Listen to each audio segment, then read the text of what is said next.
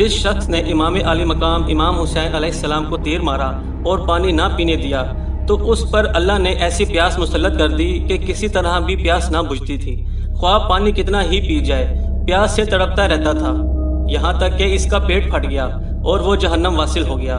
امام علی مقام امام حسین علیہ السلام جس وقت میدان کربلا میں اتمام حجت کے لیے خطبہ ارشاد فرما رہے تھے تو اس وقت آپ کے مظلوم قافلے کے خیموں کی حفاظت کے لیے خندق میں روشن کردہ آگ کی طرف دیکھ کر ایک بد زبان یزیدی مالک بن عروہ اس طرح بکواس کرنے لگا، اے حسین تم نے وہاں کی آگ پہلے یہیں پر ہی لگا دی۔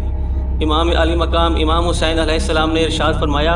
اے دشمن خدا تو جھوٹا ہے، کیا تجھے یہ گمان ہے کہ معاذ اللہ میں دوزخ میں جاؤں گا؟ امام علی مقام رضی اللہ تعالی عنہ کے قافلے کے ایک جان نثار جوان حضرت سیدنا مسلم بن اوسع رضی اللہ تعالی عنہ نے یزیدی کے منہ پر تیر مارنے کی اجازت طلب کی۔